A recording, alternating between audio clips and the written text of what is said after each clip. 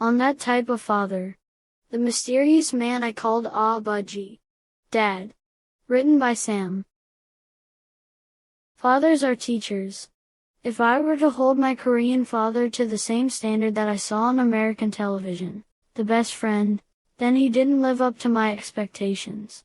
If I appreciate him for what he was, a hard man with PTSD, who taught me the value of justice and self-reliance, then he was successful. He stressed the importance of continuous learning, not just school education, as he saw that as adjacent, but unrelated. He appreciated self-learning. As I arrived late into his life, my father had always been upfront with me about his age and the concept of mortality. That I would still be relatively young when he was no longer alive. He pushed me to learn. With limited English, and a country where he never found his bearings, he knew for his son that only self-learning could protect him. That would be my shield. It would last longer than any material possession he could leave. I resented it at first. He didn't have a soft touch. When I moved out, I had to make decisions, real decisions. I had to deal with the uncertainty that comes with being an adult. Yet oddly, I felt prepared. It was only then that I began to connect the dots, tracing the outlines of my father, and why I cannot think about learning without seeing his face. The urgency to learn, not for good grades, but because knowledge would guide me as a parent would, if a parent could. I still carry that shield, and it has served me well. There were many times our relationship was challenged.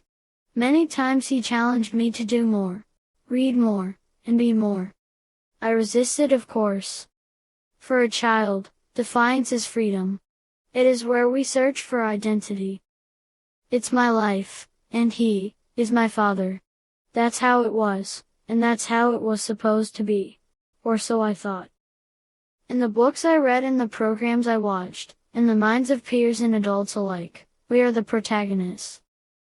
There were times of intense criticism. There were also times when my father was quiet. He let me be. I would create character sketches of my father in my mind, but he never fit any trope. He was a stern father who never forced his son to do anything. Everything was still ultimately my choice. Then, perhaps, I was the teen angst stop character. When my father was withdrawn, I wondered what he was thinking. And in putting myself in his shoes, I realized, from his perspective, it was his life, and I was his son. In his narrative he was the lead, and I was a character in his story, just as he was a character in mine. Then I wondered, did he also have the same thoughts as a young man? Did he wonder what I was thinking when I resisted something that was obviously good for me? He and I were bound as father and son, but, as beings, we had our own individual lives that were ours to lead. We were independent, and our unity was voluntary. As scary as he was, he only gave opinions. Decisions regarding my own life were left to me. He would dissent, but he never punished me for my choices. He allowed me to be self-governing. I only thought as far as tomorrow. He thought about my life in its entirety, now and after. That's what a parent does, develop abilities in the child that the child may not see the need for. Looking out for someone means looking ahead. And if you love someone enough, you look beyond your own lifetime. He challenged me, but it was my choice to leap. Rather than continuing to resist challenge, I cultivated it. I wanted to grow it as an inner muscle. Meeting challenges has become a habit. I run towards it. That's my father's influence. Probably the nicest thing he ever said to me wasn't even to me. Like many things, it was to my mother. I was taking a solitary year-long road trip across the continental United States. My mom was worried, and my father said to her, "Don't worry about him. Whatever he does, wherever he goes, he'll live." His way of saying I was a survivor, and he had no worries, no matter the trials. When my fiancée, who's now my wife, met my father, he was well into his 80s. Upon meeting her, he didn't make a fuss.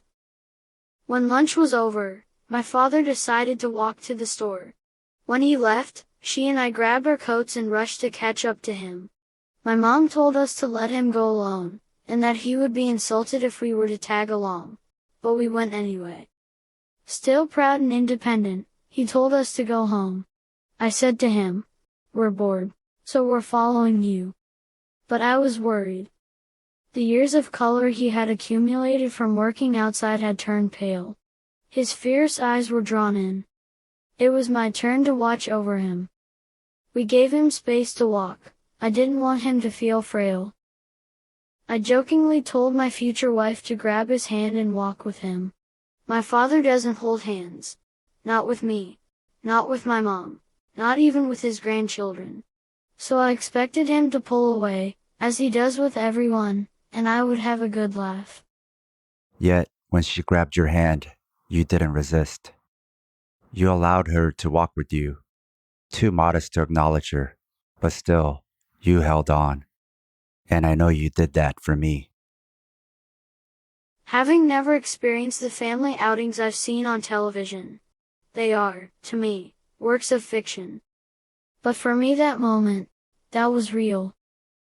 Our fathers teach us. In turn, we teach our fathers. Now that I'm a father, I plan to do better than you did. This does not mean, however, that I could have done better if I lived your life. We designate days for ourselves, our lovers, mothers, and fathers. A separate day to celebrate, a different day to give thanks. The failing of our daily life is when we miss those opportunities to make each day Father's Day. A day to tell someone, for no particular reason, that we love them. And in the case of my father, a simple nod of respect. There are no rules. There is a context to each family. It took me a long time to discover that. My father always said to me, "I'm not your friend.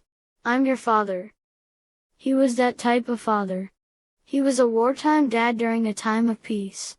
Do you know the type? They won't be celebrated. Greeting cards won't use a likeness of him. But that was my father. I cherish you. I'm glad we got there before the end. When the time was near, I asked you if there was anything you wanted to say. You looked at me and said, "No." I laughed. I know what he would have said if he had had the energy. You got the wrong guy. You think this is a movie?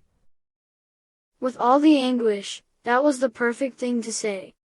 He hated melodrama, and he stayed true to himself. And if it were a film, it couldn't have been scripted better. He knew I loved movies, and he would always tell me not to compare life to them. Not because I would be disappointed, nor to prepare me for the harsh realities of the world. He meant it isn't a fair way to judge life. That there are no rules. There are no rules to grieving. Each person's experience has its own texture. Each family paints on their own canvas. This awareness was not inherent, it was taught to me. By him. If father is the name for teacher on the lips of children, then you have taught me well. Thank you. To the fathers we have, and to the ones we've lost. Rest in peace, Dad.